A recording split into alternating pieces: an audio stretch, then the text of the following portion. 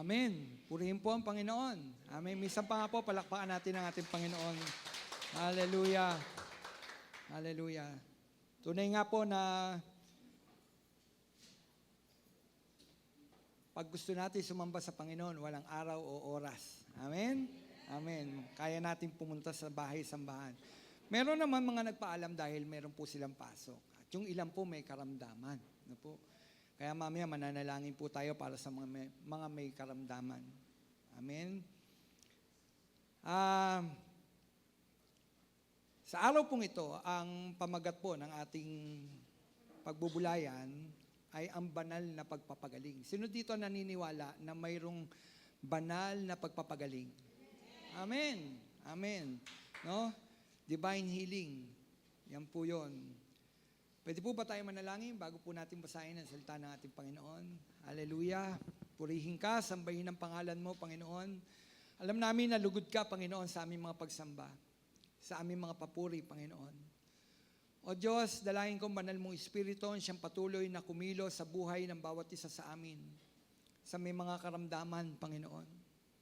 Gaano man ito kalubha, Panginoon, pakikita mo, Panginoon, ang iyong kapangyarihan, Panginoon. Magpapakilala ka pa sa amin, Panginoon. Salamat po, Panginoong Hesus. Salamat po. Ama, dalangin namin, Panginoon, patuloy kang mangusap sa bawat isa sa amin. Narito, online, Panginoon.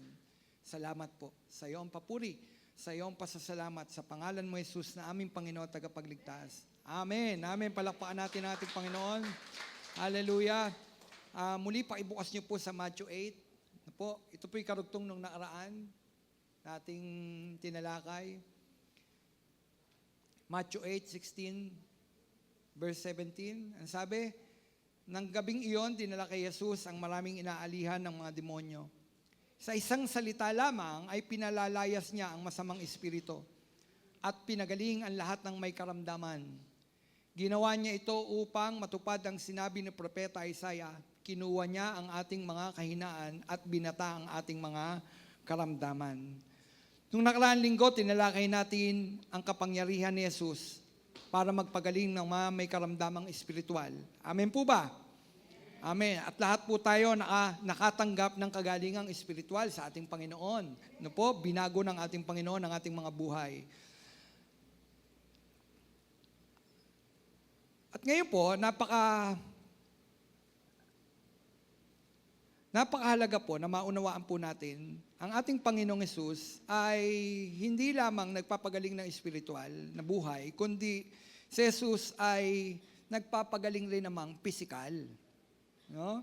Sino dito naniniwala na si Hesus ay nagpapagaling pisikal? Amen. Amen. Pinagagaling ni Hesus ang ating mga karamdaman. Pisikal, hindi lamang espiritual. Inuuna lang ng Panginoon yung ating mga espiritual na buhay at pagkatapos nun yung kagalingan ng ating mga pisikal na katawan. Amen po ba? At sino dito naniniwala pang mayroong pang milagro? Maraming tao hindi naniniwalang mayroong miracle.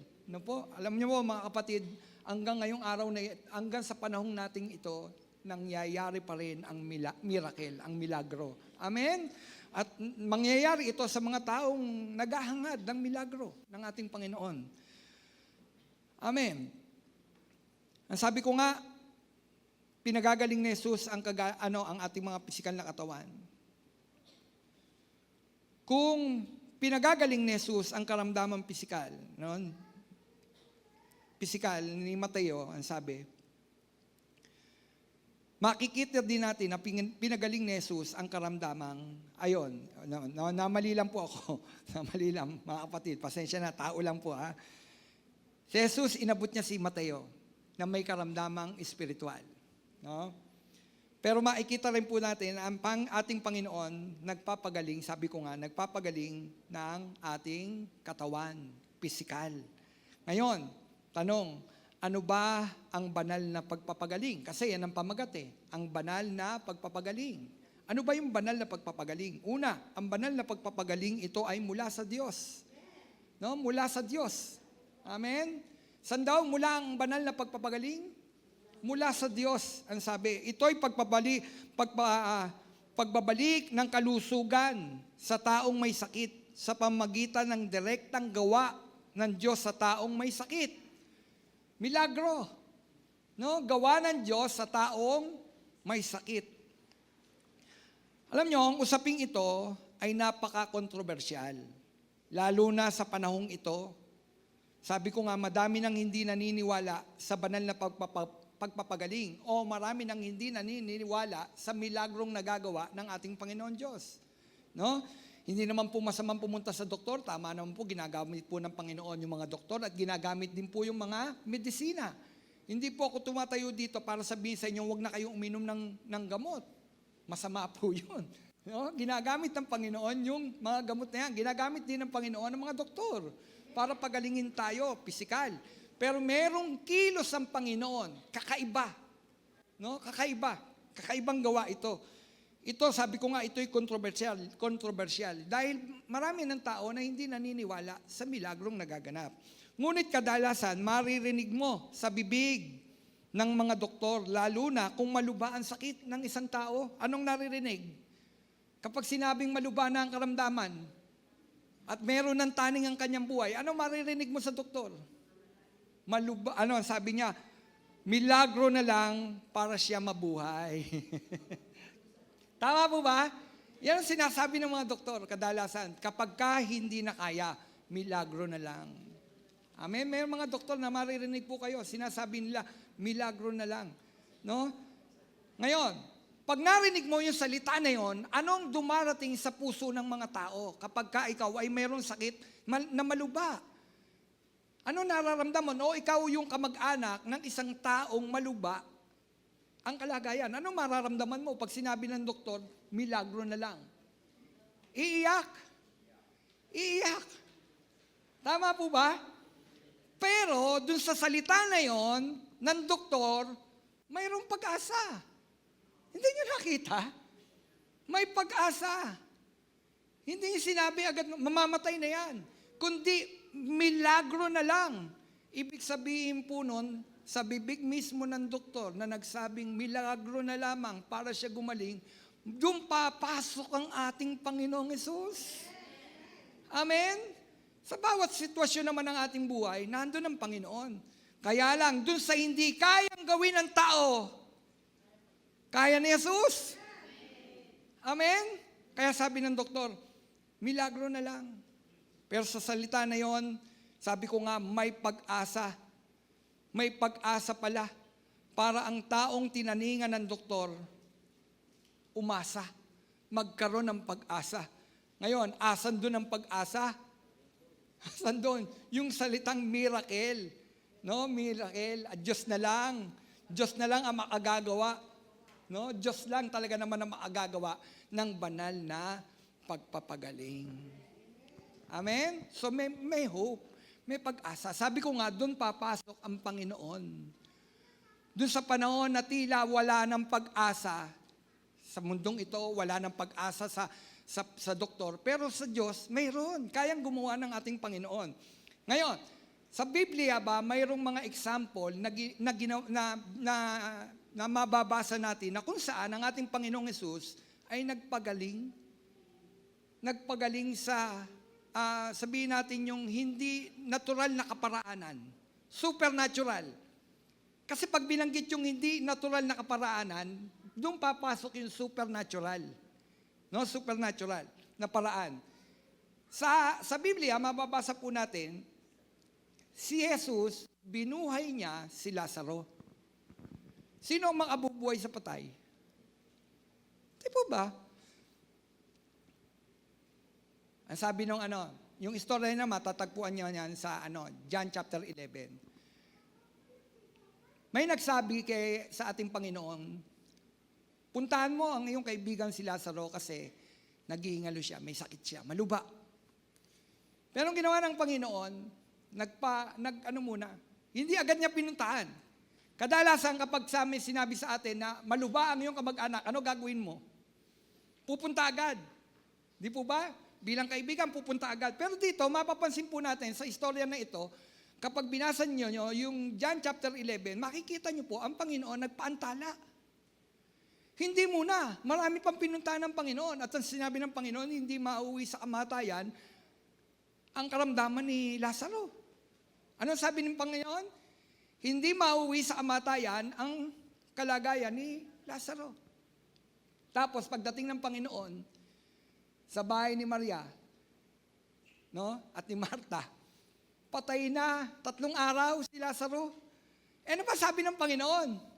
Hindi mauwi sa kamatayan. Ba't namatay? Nakalibing na nga eh. Supernatural kasi gagawin ng Panginoon.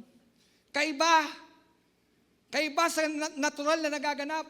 Saan kayo nakakita? Sabi ko nga, kahit nung kausap niya si Marta, ang sabi ng Panginoon, buksan. Asan ang libingan? Umiyak pa nga ang Panginoon eh. Di ba? Nanangis pa ang Panginoon eh. Samantalang sinabi niya, hindi mauwi sa kamatayan ng kalagayan ni Lazaro. Pero tumangis ang Panginoon. Jesus wept. Umiyak ang Panginoon. Tapos sabi niya ang Panginoon, buksan. Panginoon, 3 araw na po siyang nakalibing, nangangamoy na po siya. Sabi ng Panginoon, buksan. Sabay sinabi ng Panginoon, Lazaro, lumabas ka diyan. Alam niyo, yung salita na yon ng Panginoon, with authority yon. Lazaro, labas! Labas. Ano naganap? Hindi ba lumabas? Lumabas si Lazaro, nababalutan pa nga eh. Nababalutan siya, sabi ng Panginoon, kalagan, lumabas si Lazaro. Tingnan ninyo ang Panginoon, may authority. Pagpapakita na nasa kanya ang susi ng buhay at ng kamatayan. Namatay si Lazaro, kaya ibalik ng Panginoon. Ang alin? Ang buhay ng isang taong patay. Sabi ni Marta, Panginoon, 3 araw na po siyang nailibing, nangangamoy na siya. Ano ang natural na kalagayan ng isang tao kapag nailibing na ng 3 araw? Mabaho na. Kaya nga sabi, nangangamoy na po siya. Pero sabi ng Panginoon, buksan. At sabay sigaw, Lazaro, labas. Labas. At lumabas si Lazaro. At pinuri ng marami ang ating Panginoon. Bakit ginawa ng Panginoon yon? Para maitaas ang pangalan ng Panginoon Diyos. Gumagawa ang Diyos sa mga kaibang paraan upang maitaas ang pangalan niya. Makilala siya bilang Panginoon Diyos sa tagapagligtas, sumampalataya sa Kanya. At marami marahil doon, nung panahon na yon, sumampalataya sa ating Panginoon. Ano pa? Pinagaling ni Jesus ang anak ng lalaki doon sa mataas na meron siyang katungkulan sa pamahalaan. Saan makikita yan? John chapter 4 rin, 47 hanggang 54. Makikita po natin nang mabalitaan ng tatay na nariyan ang Panginoong Jesus. Ang sabi, nagbalik, pinuntahan niya ang Panginoong Hesus. Kasi yung kanyang anak ay naghihingalo. Nang makita niya ang ating Panginoon, lumapit siya agad. At sinabi niya, Panginoon, sumama po kayo sa akin. Bilisan niyo. Baka mamaya, hindi natin abutang buhay. Kasi nag-aagaw buhay ang aking anak. Panginoon, pagalingin mo po siya. Alam nyo, sinabi ng Panginoon, umuwi na kayo. Ano ang hiling ng lalaki? Sumama ka sa amin. Pero sabi ng Panginoon, umuwi na kayo. Magaling na ang bata. Umuwi na kayo, magaling na ang bata. Pagdating nung tatay doon sa bata, na ang sabi, nag-aagaw buhay, malayo pa, binabalita na ng kanyang mga tauhan. Ang sabi, magaling na ang inyong anak. Anong oras siya gumaling? 1:00. At natandaan niya, nung oras na yon, doon sinabi ng ating Panginoon, magaling na ang iyong anak. Hallelujah! Hindi kailangan pumunta ng Panginoon doon sa lugar na yon para pagalingin. Ang gusto niyang pagalingin sa pamamagitan ng salita niyang may authority. Magaling na ang iyong anak. Umuwi ka na. Kapatid, may authority ang salita ng Panginoon. Kaya gumaling. Sino? Yung anak ng lalaking iyon na lumapit sa ating Panginoon. Pagpapakita ng Biblia na ang Panginoong Hesus ay nagpapagaling. At maraming istorya sa Biblia na kung saan makikita natin ang Panginoon nagpapagaling. Pinagaling ni Jesus ang mga pilay. No? Bulag. Bulag. Pipi. Sinaaman, pinagaling sa kanyang ketong. Nung panahon na yon, ang ketong, ano yan? Ang tag dito, ngayon may gamot na dyan. Pero nung panahon na yon, pagka may ketong, wala na yan. Parang ano na yan, death sentence na yan. Pero pinagaling, sinaaman. No, pinagaling siya. At marami pa sa Bible na naitala na si Jesus ay nagpagaling sa pamamagitan ng himala. Ngayon, tanong, si Jesus ba noon, ngayon ay pareho lang? Amen. Hindi siya nagbabago. Hindi nagbabago ang Panginoon. Noon at ngayon, ganun pa rin si Jesus. Kung noon nagpapagaling ang ating Panginoon, maging hanggang ngayon, magpapagaling ang Panginoon ng ano? Sa kaparaan ng gusto niya. Milagro, kayang gawin ng Panginoon yun. Amen? Kayang gawin ng Panginoon. Ako nga, sabi ko nga si Sister Belia, napakaswerte. Sabi ko, lakas mo kay Lord. Kasi maraming patotoo si Sister Belia, na nandun siya sa doktor, ginagawa siya ng himala ng Panginoon. Hindi siya na-operahan, yung may goiter yan Parang sinasakal yan.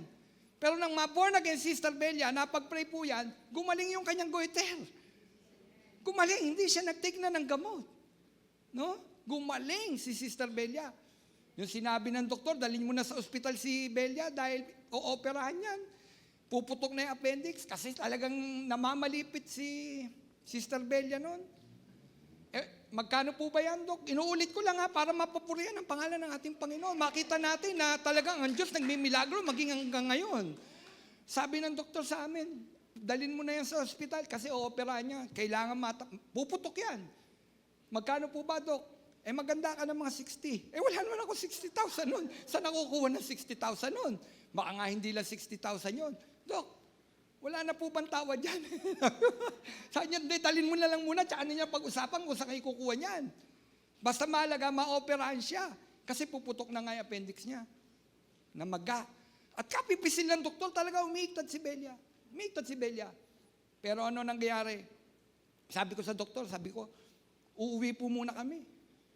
Uwi po muna. Sabi ko, sa ospital ka pumunta Binigyan na kami ng referral. Para anong mga oras, pwedeng pumunta sa ospital. Sabi ko sa doktor, Dok, pwede po ba umuwi muna kami? Sa ospital ka pumunta. Dok, uwi muna kami, wala po akong pera Wala akong 60,000. Magpe-pray muna kami. Sabi ng doktor, pray. Punta sa ospital. Magpe-pray muna kami, babalik ako bukas dito. Ang tikas ang ulo mo, sabi sa akin. Sabi ko, babalik po ako dito bukas, suriin niyo uli yung asawa ko. Totoo po yan. Suriin niyo uli yung asawa ko. Tapos nag-pray kami. Tinawag ko yung dalawa kong anak. Nag-pray kami. Nag-pray po talaga kami. Dinulog namin sa Panginoon. Iniyak namin sa Panginoon. Yung bagay na ito, una, wala kaming halagang hawak. Ano pang babayad ko doon? At naniniwala kami na ang Diyos ay kumikilos. Ang Diyos ay kumikilos sa kaparaan ng milagro. Tapos noon, kinabukasan, binalik ko siya sa doktor. At habang daan nagmamaneho ako, masakit pa rin ang tiyan ni Belia. Tapos habang nasa daan kami, tinatanong ko siya, masakit pa ba? Sabi niya, oo. Pero bago yon, nung nagpe-pray kami, nakakita ko ng pangitain. Isang kamay at meron tiyan na hiniwa yung tiyan. Hindi ko naman nakita kung sino hiniwa yung tiyan. May lumabas na bituka at may kamay na gumanon doon sa bituka. Sabi ko, inoperahan ka ng Panginoon. With faith yun. Kasi habang nagpe-pray kami, sa mga taong hindi naniniwala sa milagro, sasabihin, loko-loko kami. Kaya lang naranasan namin At ipatotoo ko. Bakit? Naranasan namin, pinaranas sa amin ng Panginoon. At andyan mga anak ko noon. Maliliit pa sila noon. Sabi ko, inoperahan ka ng doktor. Inoperahan ka ng Panginoon. Kinaumagahan, nakasakay kami sa sasakyan. Sabi ko, masakit pa, masakit. Sabi ko, kasi inoperahan ka ng Panginoon. Inoperahan ka niya, talagang masakit yun. Hindi painless yung ginamit sa'yo Masakit pa talaga yan kasi inoperahan ka. With faith. Pagdating doon, sa Malabon lang naman yon, nakita ko ng doktor. Tikas talaga ng ulo mo. Pakisuri lang po uli. Pakisuri lang po uli. Sige, sabi niya, pinaiga si Sister Belia. Pinindot-pindot yung kanyang tiyan. Kagaya ng pagpindot nung kahapon. Parang ganon. Alam niyo hindi na umiigtad si Sister Belia. Napagod yung doktor, tumingin sa akin. Tapos bumalik at sabi, ano ginawa niyo? Ano ginawa niyo? Kita niyo? Ang Panginoon, pinamamanga niya ang lahat. Anong ginawa niyo? Sabi ko, di ba po, magpe-pray kami. Magpe-pray kami. Hindi na niya kailangan operahan. Pinagaling siya ng Panginoon. Yun ang Diyos. Yun ang Diyos. Sa totoo yun. Kung may magque-question nun, questionin niyo ang Panginoon. Huwag ako. Kasi naranasan namin. Kung ang Diyos noon, si Kristo, nagpapagaling, maging hanggang ngayon, nagpapagaling ang ating Panginoon. Sa kaparaan ng gusto niya. Ulitin ko, sa kaparaan ng gusto niya. Gagamitin niya ang doktor para pagalingin tayo. Gagamitin niya ang mga medisina para pagalingin tayo. Pero huwag nating aalisin na ang Diyos na si Jesus ay nagpapagaling sa isang paraan na kung saan supernatural. Milagro! At doon sa pagkilos na yun ng ating Panginoon, mapapanganga ang marami. Mapapanganga. Alam niyo, sa tuwa ko, yung doktor, niregaluhan ko ng Bible. Niregaluhan ko siya ng Bible. Sabi ko sa kanya, Doc, basahin mo po. Basahin. Baka saan niya na yun? Kung ano gagawin niya sa Bible. Basta kami, napatunayan namin ang Diyos gumagawa sa kaparaan ng pambihira. Kakaibahan Diyos. Amen? Yan ang ating Panginoon. Nagpapagaling siya. Kapatid, tanong, mayroon ka bang karamdaman ngayon na sinabi, milagro na lang? Milagro na lang. Mangapit ka sa Panginoon. Huwag kang bibitiw sa Panginoon. Mangapit ka, manampalataya ka. Kapag sinabi ng Panginoon na pagagalingin ka niya. Amen? Kasi napakahalaga nun salita, yung word ni Lord. Dito, word ni Lord ang ginamit ng buhay niya, si Lazaro, yung salita ng Diyos na si Jesus ang ginamit niya. Labas, Lazaro! Yung batang pinagaling niya. Bibigrin, salita rin ng Panginoon. Kapatid, ang Panginoong Jesus, salita pa lamang niya, may kapangyarihan na. At Diyos mo siya! Amen? Diyos mo siya. Kaya anong gawin natin? Mangapit tayo. Mangapit tayo. Gagawa ang Panginoon. Kung sabihin man ng ilan, milagro na lamang. Di ba yun ang pag-asa? Milagro. At yung milagro na yon, yung sinabing milagro na yon, panghawakan mo yon dahil yon gumagawa ang Diyos dun sa ganong kaparaanan. Amen? Ngayon, anong problema kadalasan? Bakit hindi maranasan yung banal na pagpapagaling? Anong problema? Alam niyo, may problema. Bakit hindi maranasan yung banal na pagpapagaling? Ano hadlang sa banal na pagpapagaling? Kasalanan. Ano ang hadlang? Kasalanan. Kasalanang hindi ipinahayag. Kasi napakahalaga, yung kasalanan ipinahayag. Amen? Ipinahayag mo, kinokonfess mo. Hindi mo itinatago, hindi mo kinikimkim, hindi mo pinamumuhay. Kundi kung mayroon kang karamdaman, gusto mong pagalingin ka ng ating Panginoon. No? Ano mang paraan yan? Confess mo. Ano yun? Yung kasalanan. Kasi ang kasalanan, ang dulot niyan ay karamdaman. Kaya nga ang sabi, ang bunga ng kasalanan ay kamatayan. Kamatayan, bago mamatay ang tao, ano nangyayari? Nagkakasakit. Alam nyo, hindi lamang kamatayang espiritual ang binabanggit dito ng ating Panginoon, kamatayang pisikal. Kasi nakadisenyo ang tao para hindi mamatay. Nung hindi pa nagkakasala ang tao, nakadisenyo tayo, hindi mamamatay. Kaya lang nang pumasok ang kasalanan, namamatay ang tao. Amen? So ngayon, ano ang hadlang para hindi matanggap yung kagalingang yung banal na pagpapagaling? Ang sabi ko nga, kasalanang hindi ipinahayag. Ang sabi ng Santiago 5:16, magpahayagan nga kayo sa isa't isa ng inyong mga kasalanan. Ano ang sabi? Magpahayagan nga kayo sa isa't isa ng inyong mga kasalanan at ipanalangin ang isa't isa. Ang iba, ang sabi, upang kayo'y magsigaling, malaki ang magagawa ng maningas na pananalangin ng taong matuwid. Hallelujah! Anong sabi? Mag-confess. Bumagsak. Confess. Sabihin mo kung ano ang kasalanan mo. Kanino? Una, siyempre, sa Diyos. Sa Diyos. Sasabihin mo sa Diyos kung ano ang kasalanan mo. Alam nyo, ang sinasabi rin dito, sabihin mo sa kapwa mo mananampalataya kung ano ang kasalanan mo. Baka naman mamaya, yan ang nagiging hadlang upang ang kilos ng Panginoon hindi dumaloy. Kasi nga, mayroong kang tago-tagong kasalanan. Pastor, paano kung sasabihin sa mga kapatiran natin, yung aking nagawang pagkakasala, nakakahiya yun, baka mamaya i-chismis ako. Yan ang problema minsan. Kaya ang tao ayaw magsalita. Bakit? Kasi pag sinabi parang mikropono, naayag na. Kaya lang ganito kapatid, sundin mo, gawin mo, sinasabi ng Panginoon, problema na nung taong yon na naghayag parang ganito, sinabi ko sa ito, nagtapat ako sa iyo. No? Nagtiwala ako na hindi mo ikakalat, pero ikinalat mo pa rin, bahala ka. Bahala ang Panginoon sa kanya. Ang mahalaga, ginawa mo. Naunawaan niyo po, mahalaga, nagsabi ka, sinabi mo, kinumpes mo kung anong pagkaasala mo. Kapatid, ba't mo kahihiya ang kasalanan kung iiwan mo naman na? Nakukuha niyo ako? Kaya ka nga nagko-confess kasi iiwan mo na yon. Hindi kinahiya. Bakit? Iiwan ko na yan eh. Iiwan ko na yan. Hindi na ako mamumuhay dyan. Hindi ko kahihiya yan. No, hindi ko kahihiya. Tingnan ninyo, maraming mga tao nagpapatotoo. Hindi nila kinahiya kung sino sila.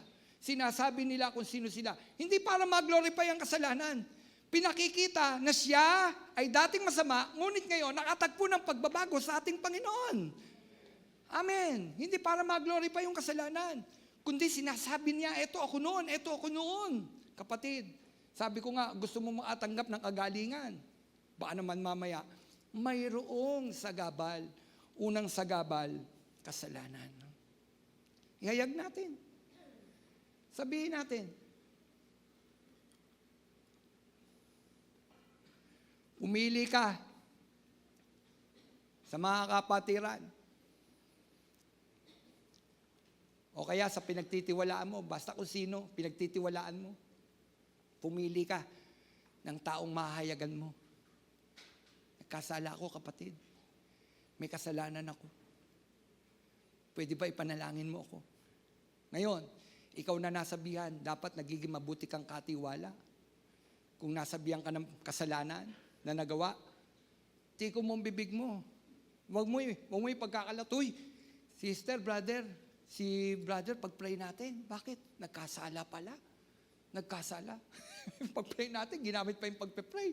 Kaya ngayon, ayaw na magsalita ng tao. Ayaw magsalita. Nakukuha niyo po ako? Hindi, kapatid, sabi ko nga, kapag ginawa niya yon, problema na niya yon. Basta ikaw, sa sarili mo, pinagtapat mo kung sino ka at kung ano ka.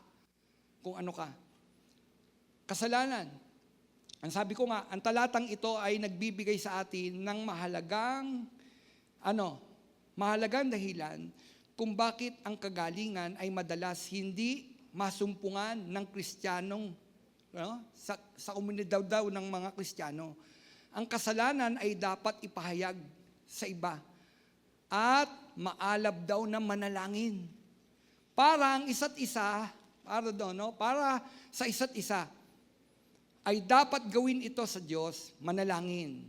Ang kasalanan sa iglesia ay humahadlang sa panalangin ng mga mananampalataya at umaharang sa pagpapahayag ng kapangyarihan ng ating Panginoon.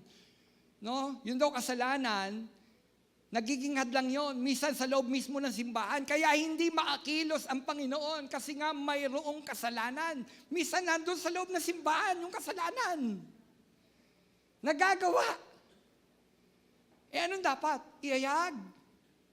Para malinis at dumaloy ang kagalingan. Dahil hadlang ang kasalanan, hindi maakilos ang Panginoon. Kasi hindi pwedeng kumilos at malugod ang Panginoon kung mayroong karumihan. Naunawaan niyo po ako? Hindi makakilos ang Panginoon kung may karumihan. Mga kapatid, iayag natin.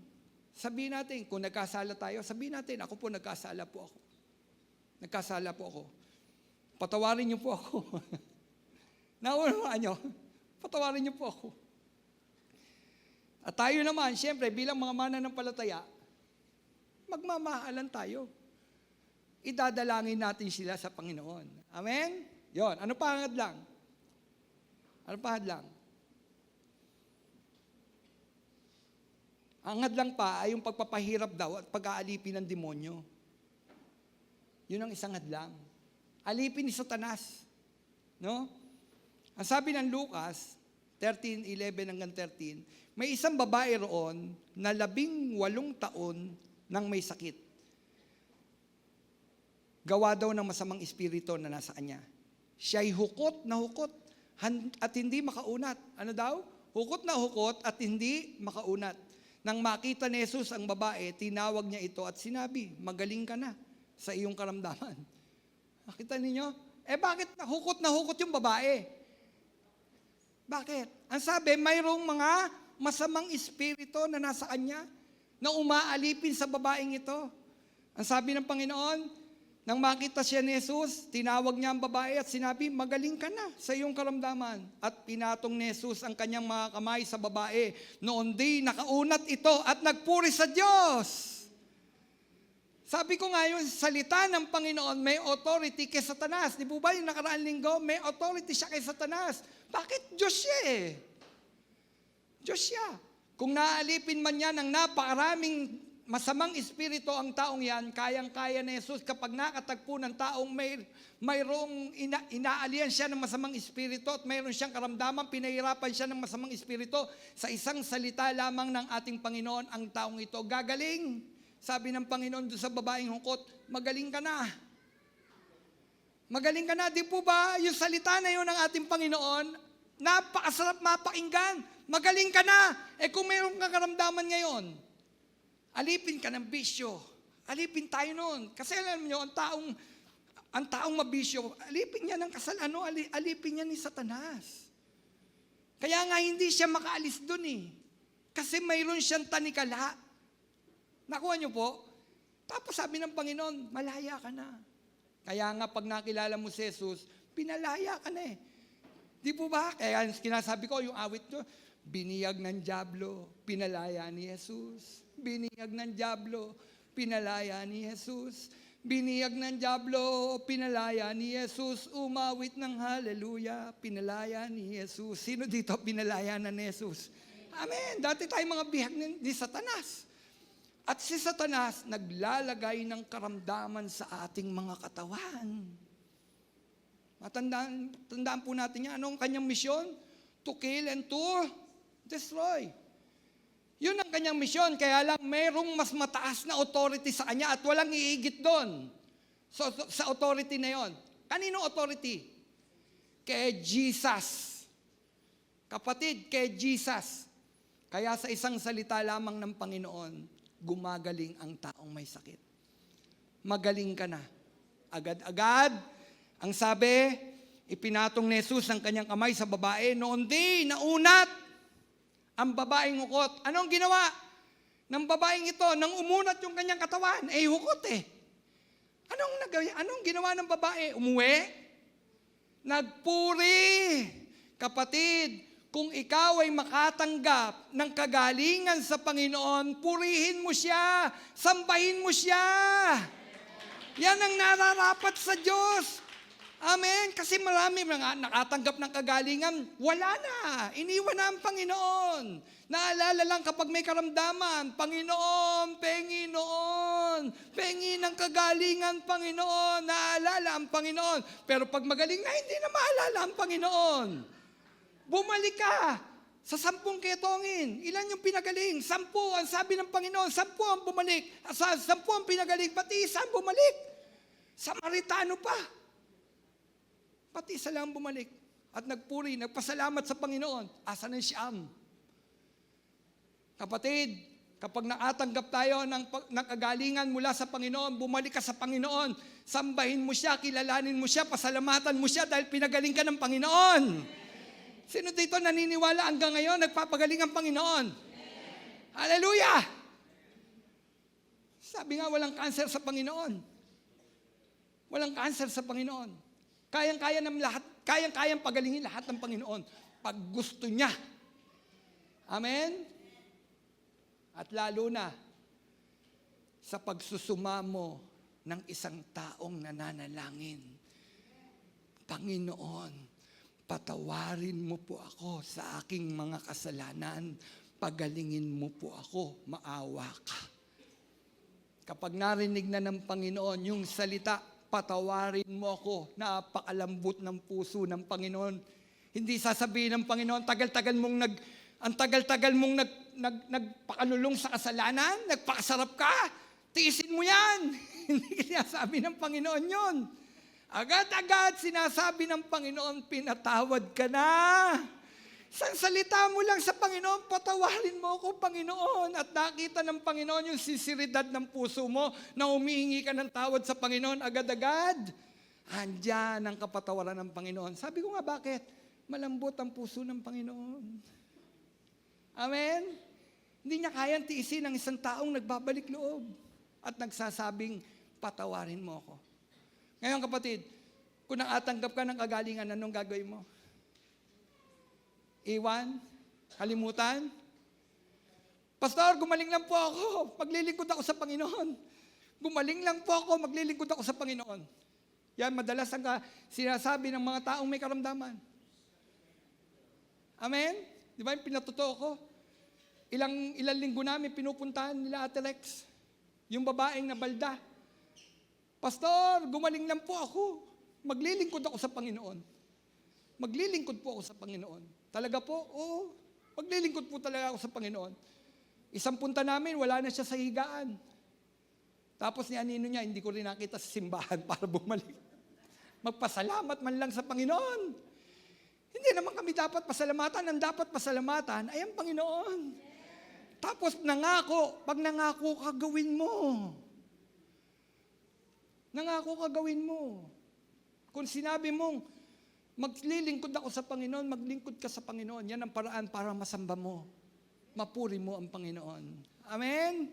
Hallelujah. Kapatid, si Jesus nagpapalaya sa mga taong inaalihan ng masamang espiritu na nagpapahirap sa ating mga kalamnan. At sanhi niyan, dala-dala niyan ay kasalanan. Pero si Jesus na parito, ano ang sabi?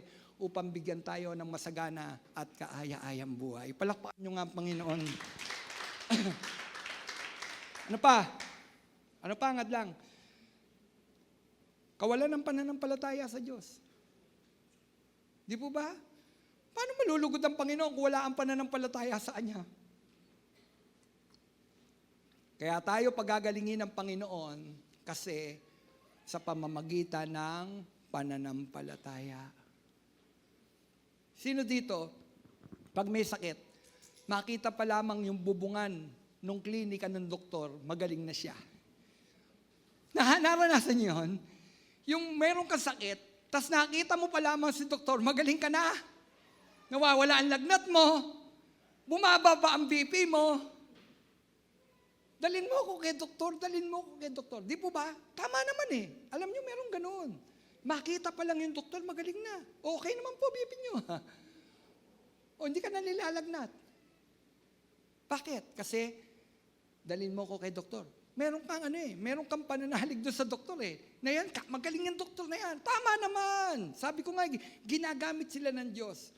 Kaya lang, kapatid, kung mayroon tayong pananalig sa kapwa natin tao, di ba mas maganda yung ating pananampalataya ilagak natin doon sa ating Panginoon Diyos. Siya lang maagagawa doon sa paraang hindi kaya ng tao. Pero ang Diyos, si Kristo, pag nanampalataya ka sa Kanya, kapatid, according to your faith, anong sabi? It will be done. According to your faith, it will be done. Kung anong pananampalataya mo, yan ang mangyayari sa iyo. Kung pananampalataya mo sa Panginoon, pagagalingin mo ako, manampalataya ka sa Panginoon ang lubusan. Bakit? Pagagalingin ka ng Panginoon. Kaya lang sabi ko nga, hadlang yung pagdududa, kawalan ng pananampalataya. Nanalangin na tayo sa Panginoon, nangusap na ang Panginoon, tapos pagagalingin mo ba ako, Panginoon? Humihingi ka pa ng sign. Humihingi ka pa ng sign. Doon nga sabi ng Panginoon doon sa tatay nung may sakit laging gusto nyo nang merong nakikita na sign. Humihingi pa ng sign.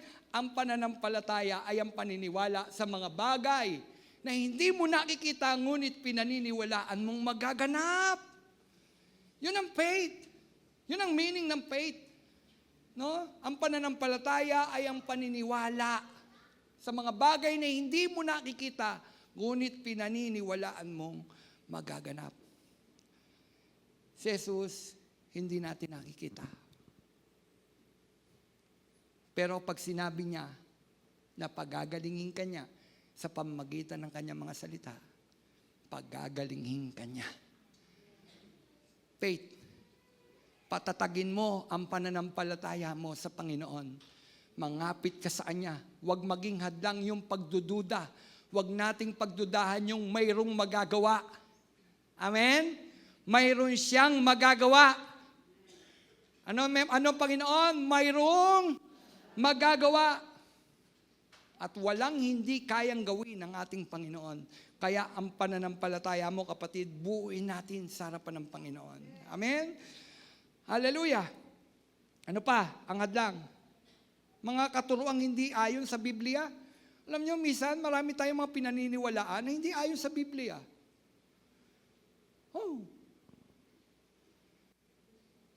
Pag may sakit, anong gagawin? Uy, kumuha ka ng lubid. Lawayan mo, lagay mo dito.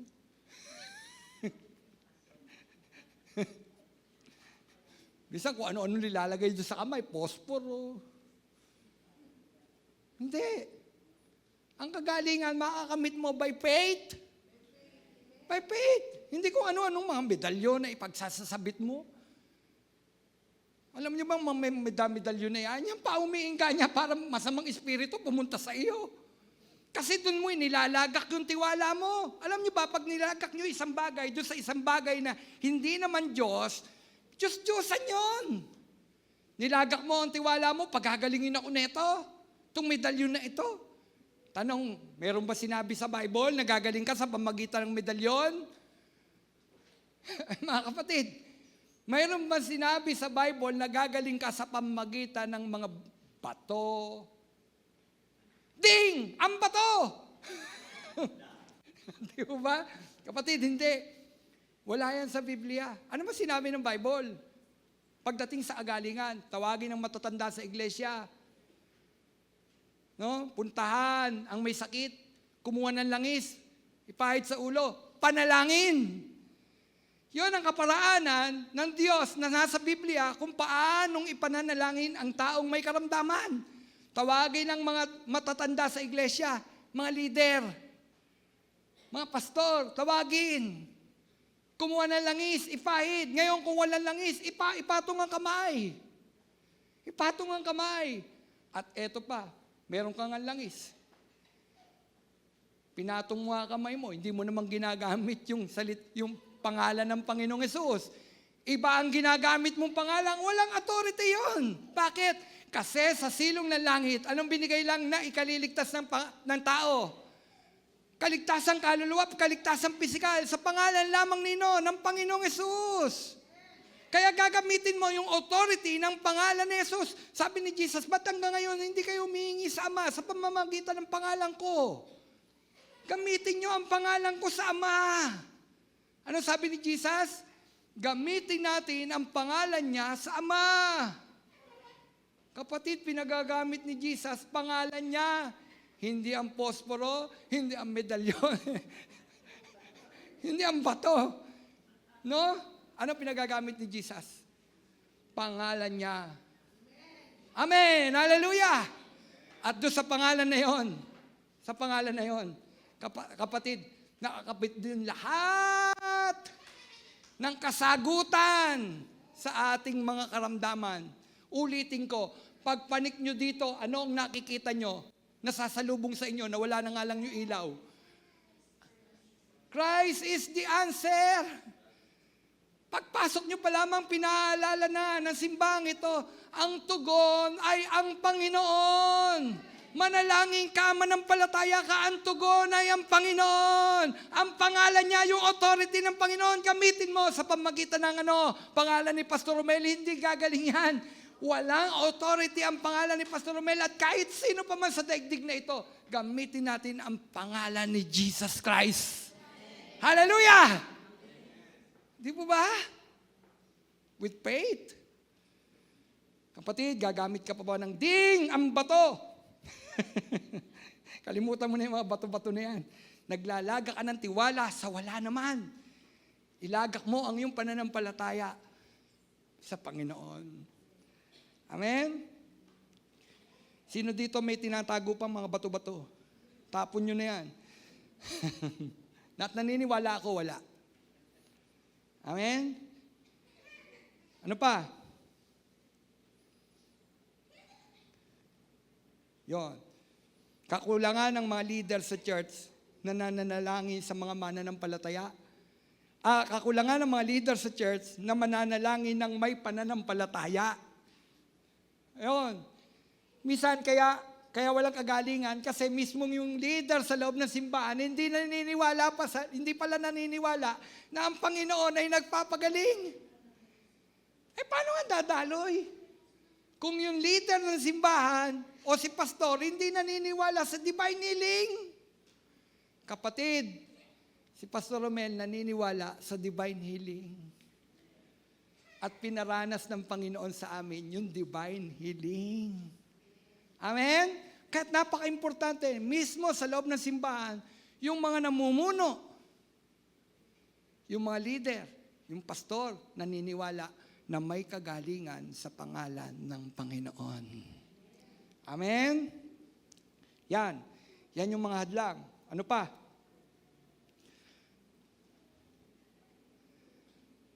Ano pa?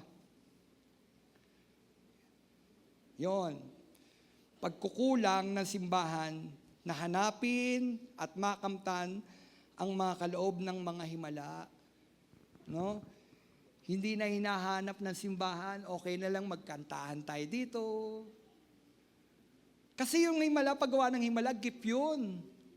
Kaya't dapat hinahanap, hinihingi ng simbahan. O Diyos, punuin mo kami ng regalong espiritual. Punuin mo kami, hindi para sa kapurihan natin, kundi para maitaas ang pangalan ng Panginoon. Kaya magpapagaling para hindi dumami tayo. Kaya magpapagaling ang Panginoon para maitaas ang pangalan niya, mapapurihan ang pangalan niya. Amen? Kaya sabi dapat, kung ano daw yung hadlang, kasi nga nagkukulang ang mga nasa simbahan na hanapin, na makamtan ang kaloob na himala. Na pagpapagaling sa harapan ng Panginoon. Hindi na hinahanap, hindi na pinapractice. Dapat nahanap. Panginoon, kung noon nagpapagaling ka, maging hanggang ngayon, magpapagaling ka pa rin. Amen? Dito naniniwala, magpapagaling pa rin ang Panginoon. Anong sakit mo? Anong sakit ng kamag-anak mo, ng mahal mo sa buhay? Lagak mo sa kamay ng Panginoon, pagtiwala mo. Hadlang yan, kapatid. Yan yung mga hadlang. Ngayon, ano ang dapat nating gawin kung may hadlang? Kung may hadlang sa ibig na kagalingan mula sa Diyos. Ano dapat nating gawin? Una, Tiyakin natin na tayo ba ay nasa maayos na kaugnayan sa Diyos. Ano dapat daw natin gawin para makamit natin yung divine healing? Tiyakin mo sa sarili mo na ikaw ba ay totoong nakaugnay kay Kristo. Yung relationship mo kay Lord. Napakahalaga yung relasyon natin sa Panginoon. Kasi hindi pwedeng kumilos ang Panginoon dun sa walang relasyon siya. Kailangan nating magkaroon ng relasyon sa Panginoon. Ano ba ang dapat nating maging relasyon sa Panginoon? Siya ang tatay mo, tayo ang kanyang anak. Kapag humingi ang anak sa tatay, pinahindian? Hindi, di ba? Hindi. Kaya napakahalaga nung relationship mo sa Panginoon. Relationship natin sa Panginoon. Kaya paigtingin natin yung relasyon natin sa Panginoon at tandaan natin, 3 klase ang tugon ng Diyos. No? Pastor, bakit hindi tumutugon ng Panginoon? Tama naman ang relasyon ko sa Kanya.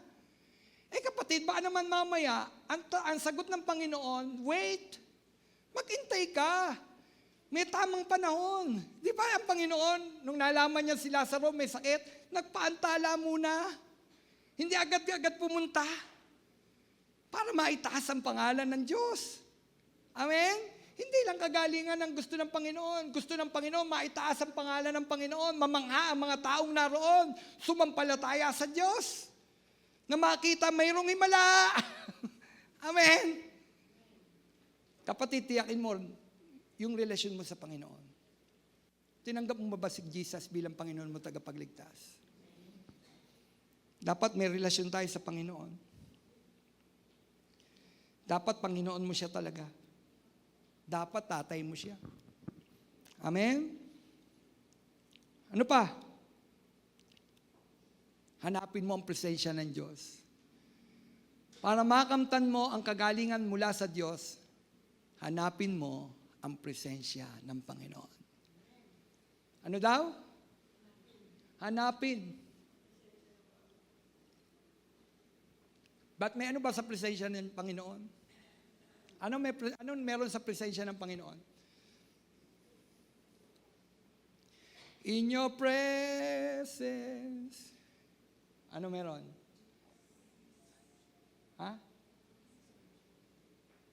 There is fullness of joy.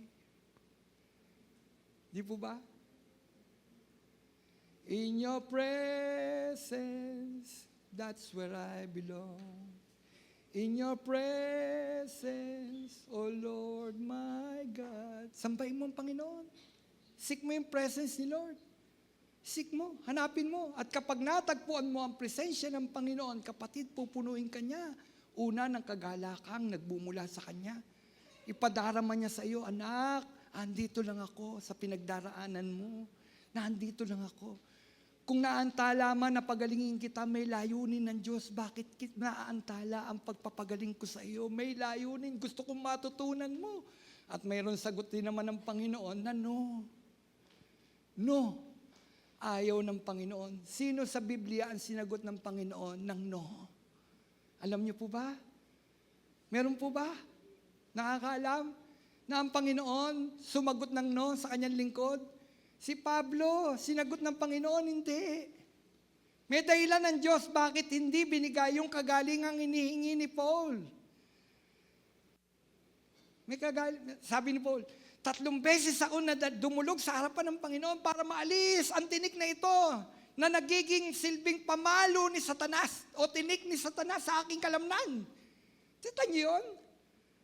Tinik daw sa kanyang kalamnan, 3 beses akong dumulog sa Panginoon. Pero sinabi ng Panginoon sa kanya, hindi. No. Bakit? Anong dahilan? Dahil kung kailan ka mahina, doon ka malakas. Amen? Kung kailan ka mahina, doon ka malakas. At alam nyo, kapag mahina tayo, napapapurihan ang pangalan ng Panginoon. Alam ng Diyos kung anong dapat kay Pablo. Pinanatili niya yung karamdaman na yon, pero hindi umurong si Pablo. Hindi umalis si Pablo sa Panginoon, na natili siya sa Panginoon dahil alam niya ang sagot ng Panginoon, no. No. Kapatid, pag no ang sagot ni Lord sa iyo, tatampo tayo, di ba? Pero si Pablo hindi nagtampo sa Panginoon. hinanap pa rin niya ang presensya ng Panginoon. At kapag naroon siya marahil sa presensya ng Panginoon, doon siya nakakasumpong ng kaginawahan, kagalakan, kapayapaan sa presensya ng Panginoon. Kahit siya'y mayroong karamdaman, kaya patuloy siyang naglilingkod pa rin naman sa harapan ng Panginoon. Bakit? Patuloy at patuloy siyang dumudulog sa Panginoon. Kapatid, bilang mga mananampalataya, napakahalaga na tayo ay patuloy na dumudulog, hinahanap natin ang presensya ng Panginoon. Hinahanap mo pa ba ang presensya ng Panginoon? Ano pa? Punuin mo ang buhay mo ng salita ng Diyos. Kapatid, napakahalaga ng salita ng Panginoon. Punuin mo ang buhay mo ng salita ng Panginoon para makamit mo yung kagalingang nagmumula sa Diyos. Ang sabi ng John 15:7, ang sabi, kung mananatili sa akin, kung kayo'y mananatili sa akin at ang mga salita ko'y mapapanatili sa inyo, hingin ninyo ang anumang inyong ibigin at gagawin sa inyo. Amen? Sabi doon, kung kayo'y mananatili sa akin at ang mga salita ko'y mananatili sa inyo. Ang sabi, ano yung kasunod? Hingin ninyo ang inyong ibigin, sabi, at ipagkakaloob sa inyo. Pastor, hiningi ko nga kaya lang no. Yun ang sagot ni Lord no Ang mahalaga, sinabi ni Lord pa rin naman, kung mananatili ang salita niya sa atin, ang sabi, humingi ka. Alam nyo, hindi sa lahat ng hihingi natin, ang sagot ni Lord. Tandaan natin, hindi sa lahat ng hinihingi natin, pinahihindian tayo ng Diyos. Bakit ba hindi? Kasi alam ng Diyos kung ano ang mabuti para sa atin, kaya hindi. Kaya hindi ang sagot. Kaya tandaan natin, mga kapatid, kung tayo pinupuno natin ng salita ng Panginoon ang ating mga sarili, kapag nagsalita ang Panginoon ng maunawaan mo kasi punong-puno ka ng salita ng Panginoon. Amen? Kapatid, doon ka mga hawak saan? Sa salita ng ating Panginoon. O kayo mananampalataya po ba tayo? Punuin natin ang salita ng Panginoon ang ating mga buhay, mga kapatid. Ang sabi, hingin mo sa Panginoon at gagawin sa iyo. Kung hindi mo matagpuan ang kagalingan, manatili ka pa rin sa Diyos. Kasi hinihingi mo nga yung kagalingan Kung hindi mo makamit yung kagalingan, manatili ka pa rin sa Diyos. Suriin mo ang iyong buhay upang makita mo kung ano ang pagbabago pang maaring gusto ng Diyos na gawin sa iyo. Amen? Manatili ka sa Panginoon. Manatili tayo sa Panginoon. Kadalasan ng tao kapag hindi makamit yung gusto, ano ginagawa? Umaalis. Wag. Ba't ka aalis dun sa nagbibigay? Yun na nga lang ang pag-asa mo Yun na nga lang ang pag-asa mo, tas aalis ka pa dun. Kaya huwag tayong amalis sa Panginoon. Amen? Huwag tayong amalis sa Panginoon. Kapatid, kung hindi man makamit ang hinihingi mong kagalingan, manatili ka pa rin sa Diyos. Maging tapat ka pa rin sa Kanya. Paglingkuran mo pa rin siya. Sambahin mo pa rin siya. Pasalamatan mo pa rin siya dahil yun ang karapat-dapat sa Diyos na ito. Amen? Yun ang karapat-dapat. Ano pa? Umasa ka ng himala. Yun ang pinakamalaga doon Umasa ng himala. Kasi nalulugod ang Diyos doon sa punong-puno ng pagtitiwala at pag-asa sa Kanya. Umasa ka ng himala. Huwag mawawala ng pag-asa. Lagi isipin mo, ang Diyos, tutugunin mo rin ako, Panginoon, tutugunin mo rin ako. Naantala lang, Panginoon, pero tutugon ka. Kapatid, naantala lang. Kasi merong gustong gawin ng Diyos sa buhay mo. Amen? Naantala lang. Ako hindi agaran na wala yung bukol ko sa leeg. Ang tagal-tagal noon. Ang tagal-tagal. Tuwing umaga, pag nagising ako, hawak-hawak ko na yon. Ganun ako. Lord, kailan mo ba tatanggalin ito? Kailan mo ba tatanggalin? Taon. Kulang 1 taon, pero tinanggal din ng Panginoon. Di po ba? Hallelujah! Yan ang Diyos. Huwag ka alis sa Panginoon. Manatili ka sa Kanya. Sambahin mo pa rin siya. Umasa ka sa himala na gagawin ng Panginoon. Ano pa? Ngayon, kung matanggap mo ang tugon ng Panginoon, ano ang dapat mong gawin? Magsaya ka. Magsaya ka kung ang kagalingan ay dumating sa araw na ito. Magsaya ka. Rejoice! Amen? Rejoice! Pinagaling ka ng Panginoon ngayon. Rejoice! Praise the Lord! Hallelujah! Pinagaling mo ako, Panginoon! Yung mga taong yon, nang makamit nila ang kagalingan ng oras na yon, yung lumpo, agad-agad kinuha yung agad-agad yung kanyang higaan, binalot niya, naglulumundag. Nagpupuri sa Panginoon. Yung bulag, ganun din. Naglulumundag na nagpupuri sa Panginoon. Di po ba? At yan, ang gawa ng Panginoon. Palulundagin ka. Magpupuri ka sa Panginoon. At yan ang nararapat. Rejoice! Amen? Ngayon, kapatid, mayroon ka bang hihilingin sa Panginoon? Rejoice! Pag nakamit mo, rejoice! Kung hindi mo makamit, huwag kang aalis sa Panginoon.